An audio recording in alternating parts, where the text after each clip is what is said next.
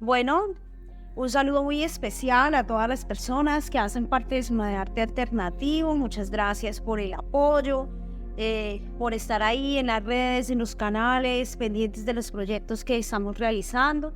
En este momento, pues me encuentro en Villa María, un municipio de Córdoba, Argentina. Y pues en esta travesía, aprovechando un poco esta visita, esta beca con la que estoy desarrollando varias actividades, me he venido encontrando con autores, con autoras, con gestores culturales, promotores de lectura, promotoras bibliotecarias, y pues no nos podemos quedar sin la oportunidad de poderlos conocer. Entonces el día de hoy estamos con Juan Pablo Abraham, es un escritor de Villa María, que nos va a compartir un poco de su vida, un poco de su poesía, las cosas que le gustan de esta ciudad tan linda. Entonces nada, Juan Pablo, muchas gracias por estar acá, por acompañarnos. Y bueno, cuéntanos un poco de ti, ¿a qué haces, qué te dedicas? Bueno, muchas gracias por convocarme a esta entrevista, y a esta conversación, mejor dicho, más que entrevista. Yo soy docente, profe de lengua y literatura, escritor, poeta en mi tiempo libre. Nací en una localidad muy cerquita de Villa María y me vine a estudiar a la Universidad Nacional de Villa María. Hice una estadía en Alemania para hacer seminarios de profundización de la lengua alemana, y fue allí cuando empecé a descubrir algunos poetas alemanes que tuve la oportunidad de traducir al español. Mi día prácticamente se constituye de esa forma: leo y escribo. Ah, pero qué genial. Y Juan Pablo, cuéntanos cómo empieza ese amor por la lectura y la escritura. Bueno, empieza de una manera muy cómica, porque yo era muy malo para los deportes. Entonces descubrí que lo único que podía hacer era escuchar música y tratar de imitar las composiciones de esa música que escuchaba, que en ese momento era folclore. Entonces escuchaba una canción, me gustaba esa canción, y luego yo trataba de hacer una parecida a los 12 o 13 años. Así escribí mis primeros versos, mediante la música. Creo que la música fue la clave.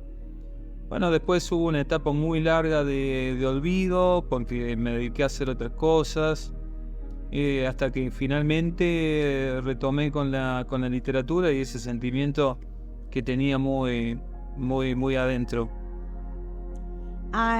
Ve qué interesante eso, Juan Pablo, digamos, esos inicios, ¿no? Como tal vez inspirarte en esas composiciones, en esa música para crear tu propia música, tus propios poemas. Qué bueno. Decías que no eras de aquí de Villa María, sino que habías llegado acá. ¿Qué te hizo quedarte aquí en Villa María? Lo que pasa que Villa María en ese momento había creado la Universidad Nacional de Villa María, la universidad, y era una de las pocas opciones que teníamos los hijos de trabajadores, como en mi caso, de obreros, para decirlo más específicamente. La única opción que teníamos era estudiar en una universidad pública. Y si no, teníamos que irnos hasta Córdoba o teníamos que irnos a Rosario. Es decir, para los oyentes que no conocen el mapa de Córdoba, en mi pueblo estaba muy lejos, tanto de Rosario como de Córdoba. Y la creación de la Universidad de Villa María viene en un punto estratégico en el medio del camino. Me permitió a mí estudiar y quedarme acá. Ok. Es decir, que fue una tierra que te dio una oportunidad para hacer lo que te gusta. Sí, muchas oportunidades. Y ahora tú le devuelves de alguna forma, siendo docente, de lengua y literatura a otros jóvenes, pues, de todo lo que has vivido. Siendo docente, no poeta. Los poetas no devolvemos nada. Se quedan con todo. Yo creo que los poetas siempre, a partir de la palabra, siempre están aportando y están dando, ¿no? Bueno, cuéntanos eso de Alemania. Bueno, Alemania fue una beca del DAD. ¿Desde AD? El DAD es el intercambio alemán para extranjeros. Había que aplicar una beca, hacer un examen de lengua extranjera y ser aceptado por una universidad. Yo elegí una universidad que era la única que tenía convenio en ese momento con nuestra universidad. Y bueno, y fui. Mi conocimiento de la lengua alemana empezó cuando me di cuenta que no podía seguir leyendo las traducciones en aquel momento muy adolescente yo, de Nietzsche. Mi lectura favorita. No me di cuenta que no se podía leer en español por la cantidad de notas al pie que hacían constantemente y de términos alemanes que no se podían traducir o que significaban otra cosa. Entonces me puse como meta estudiar esa lengua. Y bueno, llegó un momento en que fueron 5 años, 5 cursos anuales. En un momento dije, bueno, ¿por qué no aplicar la beca? Y bueno, así se dio todo. Sí, muy interesante. Además evitó que de alguna manera yo siguiera con esos prejuicios que tenías. Era muy prejuicioso con respecto a la cultura alemana. ¿Por qué? Porque pensaba que los alemanes, o sea, repetía lo que decía todo el mundo, ¿no? Que eran personas distantes, frías y serias. No, nada que ver. Yo, la verdad que tuve una experiencia maravillosa ya, con colegas alemanes. Muy lindo, sí. Bueno, y terminaste esa beca y te viniste para acá y nunca pensaste en hacer una vida en Alemania. No, una vida en Alemania no. Yo soy una persona muy simple, o sea, de conformarme con muy poquitas cosas. No, me gusta la vida cotidiana acá en este país. No, creo que no podría hacer una vida allá. Sí podría estudiar en otro país, volver, hacer intercambios, volver.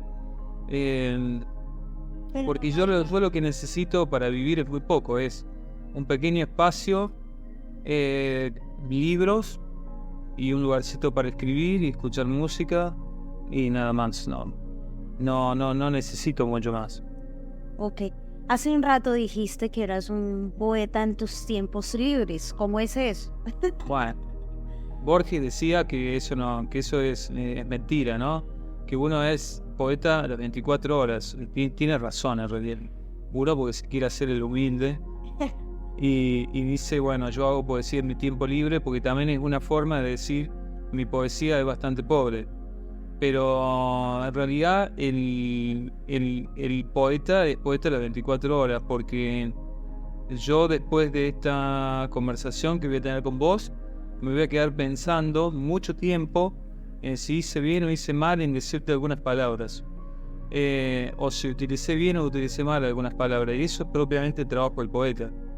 Somos muy obsesivos hasta el punto de no poder dormir si vos pusiste un punto y coma en vez de un punto seguido, ¿no? O si dijiste una palabra en vez de otra. Bueno, entonces el trabajo del poeta es constante, ¿no? Pertenece a esa obsesión que tenemos, que vaya a saber de dónde viene. No sé de dónde viene esa obsesión. En mi caso creo que tiene que ver con la música, porque como te dije, a mí la palabra me entró por la música, por las canciones y demás. Pero son tantas las influencias que uno recibe de manera inconsciente que es casi imposible determinar de dónde viene, ¿no? Claro, así es. Bueno, ¿y sobre qué escribe Juan Pablo Abraham? ¿Sobre qué escribo? Sí. ¿Qué temáticas están en tu poesía? Qué pregunta, ¿eh? Qué pregunta tan difícil. Porque una cosa es lo que uno publica y otra cosa es lo que uno escribe, ¿no? Ajá. Claro, porque tengo los poemas con una diversidad de temas muy, muy amplia, pero no son publicables porque son malísimos. Y tengo otros poemas que han salido de manera muy rápida y son temáticas que yo nunca hubiera intentado escribir. Por ejemplo, tengo un poema que habla de un luthier. ¿De un qué? Un luthier Ah. un luthier es el que hace guitarras. Mira. La palabra luthier en Argentina prácticamente no se conoce. Entonces, pero escribí un poema que se llama Muerte del luthier, porque mi primer profesor de guitarra era un luthier.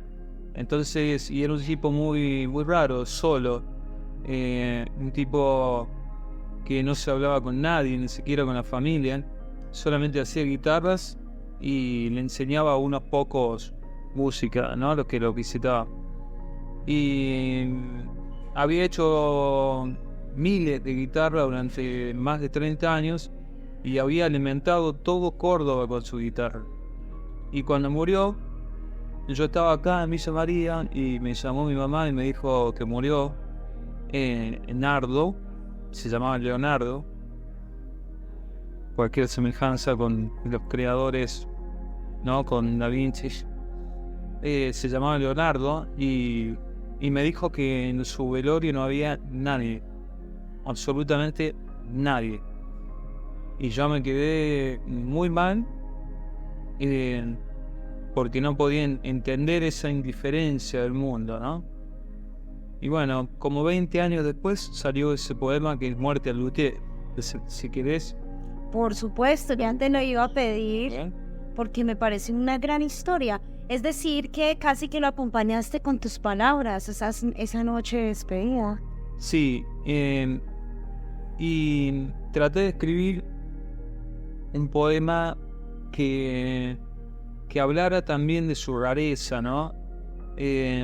Porque él no era una persona de tomarse las cosas muy en serio. Él se tomaba todo irónicamente. Y yo escribí Muerte del luthier. ¿En qué año? En el 2018. Dice: si vieras el terciado barato del ataúd, te irías a morir a otra parte. Vos que amabas la sonora madera del ciprés y que le dabas con tus manos la medida justa de tu temple, si te vieras. Pero ahora, ¿qué importa? Seguí así, no te gastes. De todos modos, ya se apartaron tus manos del acorde final y de la nada, del abismo que tensó tus cuerdas, las más vitales, en esos días en que nada suena. Seguí así, no te mires en terciado barato de los que mueren.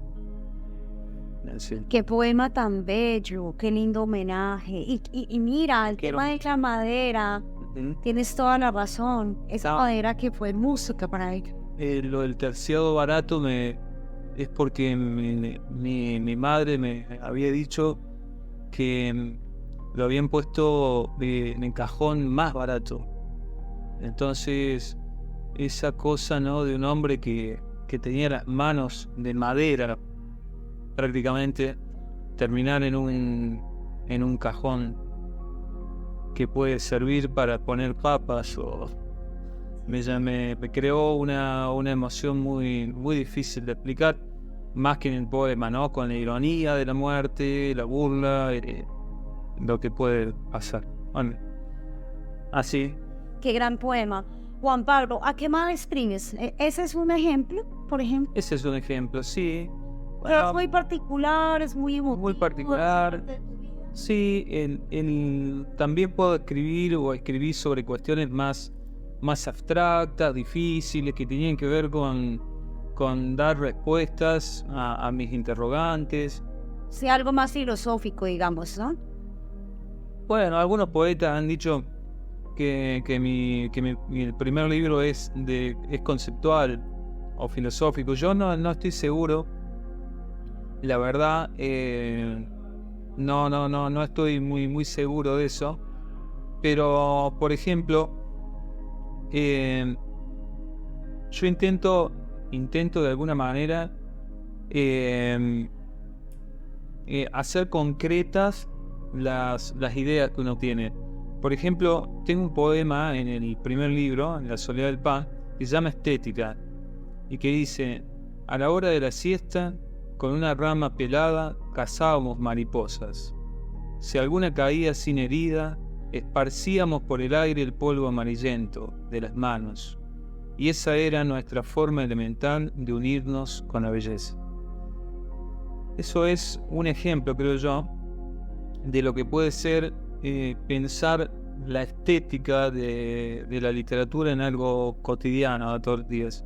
Yo creo que me gustaría que los poemas que hago sean cotidianos, me gustaría. Ahora que lo logre, bueno, no sé. Pero esa es lo que yo prefiero. Yo preferiría escribir una poesía lo más cotidiana que se pueda. Claro, porque sería una poesía más cercana para la gente, para mis lectores, para las lectoras, que conecta muy rápido porque hace parte precisamente lo que tú dices de esa vida cotidiana, y también esa sencillez que hay en tus versos, que me parece muy linda porque atrapa de manera inmediata. Sí, pero fíjate que yo no lo pienso como gancho, ¿no? Lo pienso no como gancho de lectura, sino que lo pienso como una cuestión casi filosófica, en el sentido de que en realidad estamos rodeados de cosas cotidianas que tienen valor poético. En ese sentido lo estoy pensando. Yo lo pienso en que la vida cotidiana tiene valor poético, solamente que no lo vemos. Entonces, si mi poema logra acercarse a ese valor poético que tiene la vida cotidiana, entonces para mí el poema está logrado. Claro, porque es que la poesía está en todo. Entonces es saberla contemplar y saberla observar. Me imagino que ese es tu trabajo con tus estudiantes, siendo profesor pues de lengua y literatura. Quería preguntarte un poco, porque seguramente ya sabemos que leen muchos autores, que me gustaría de preguntarte de pronto ahorita sobre qué literatura colombiana de pronto has leído con ellos, pero antes de eso, ¿cómo los motivas en la escritura? Bueno, es una pregunta difícil, sobre todo porque la voy cambiando año tras año. Voy descubriendo con ellos cómo hacerlos escribir. Vos sabés que en la materia de lengua y literatura nosotros tenemos que seguir un plan de gobierno. Entonces, en ese plan de gobierno no podemos elegir mucho qué dar, ¿cierto? Pero bueno, los profes también somos muy rebeldes y claro, y cambiamos de autores. La forma en que yo tengo para hacerlos a ellos escribir es darles consignas que sean generativas. O sea, esto significa que si vos a un estudiante le decís que escriba un poema de manera libre, con temática libre, el estudiante posiblemente no lo haga, no lo va a escribir. Ahora, si vos a un estudiante le decís que escriba un poema cuyo tema sea, te digo cualquier tema, ¿no? El frío, y cuya primera letra del primer verso empiece con N, entonces, y cuya cantidad de versos no sea mayor de 7, entonces el estudiante te lo escribe el poema en menos de 5 segundos. ¿Por qué? Porque descubrí yo, y seguramente esto ya está estudiado, pero no me he puesto a investigar. Descubrí yo que cuanto menos opciones tengan para empezar a escribir, los chicos empiezan a escribir. Entonces dicen, no me arrepiento de este frío invierno, y así arrancan. N, versos cortos, y lo terminan el poema.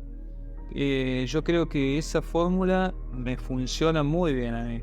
Dar consignas, 2 o 3 para que arranque. Y mirá que en un taller literario que di hace muy poquito. Logré resultados muy buenos con esto. Escribieron muchísimo. Lo cual me parece que va por ahí otra cosa. Los escritores, los poetas no nos damos cuenta, nos ponemos a escribir.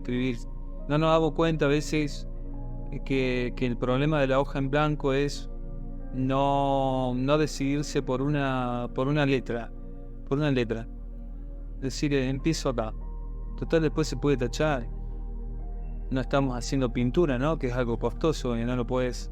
Estamos haciendo papel. Sí, tienes razón. Ve, qué interesante. Pues así es, Juan Pablo.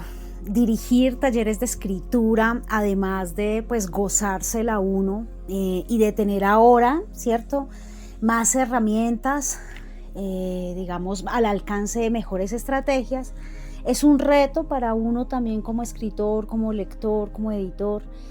Es un reto poder llegar, ¿no? Poder llegarle a las personas, sea cual sea, digamos, su edad o sus intereses, ¿no? Entonces, pues bueno, qué bien por compartirnos esta experiencia que nos acabas de contar. Y bueno, hablando de escritura precisamente, ya casi sale tu nuevo libro. ¿Podrías contarnos de qué se trata ese nuevo libro, cómo nació, cuándo será publicado? Cuéntanos un poco como todo ese proceso de esta nueva obra, porque cada obra es completamente distinta. Entonces, cuéntanos un poco sobre eso y por favor, despídete de nuestra audiencia, dale un saludito a la gente colombiana. Sé que nos escuchen en otro lado, pero mayormente en Colombia. Y desde ya, muchísimas gracias, Juan Pablo, por este espacio, por sacar tiempito para atenderme, para que habláramos de libros, de literatura y bueno, por supuesto, todo el tema cultural y educativo, tanto de Villa María como de Córdoba, como nos compartiste. Entonces, de verdad, muchas gracias por esto. Seguimos igual en contacto. Esperemos que el próximo encuentro sea en Colombia. Y bueno, nada, te escuchamos. Muchas gracias, Tatik, muchas gracias. Sí, mi segundo libro se llama Con mis manos dormidas. Es un libro que va a salir por la editorial Elementos Disruptivos en la tercera semana de junio, a fin de mes, digamos. Elementos Disruptivos es una editorial independiente, radicada en Buenos Aires, que le agradezco la generosidad de haber leído el manuscrito y tener la pasión por la poesía y de llevarlo ahora a su publicación. Es un libro que reúne poemas escritos en estos 2 últimos años, que me preocupó mayoritariamente la cuestión de la memoria, los recuerdos, ¿no? Explorar ese abanico, ¿no?, tan abierto de posibilidades que nos permite la memoria. Y desde ya quedo atento, por supuesto, como decís, a cualquier invitación, y les dejo un saludo a toda la audiencia de tu país, de Colombia. Encantado de conocerte y ojalá que podamos vernos nuevamente en algún evento poético. Un abrazo para todos y todas.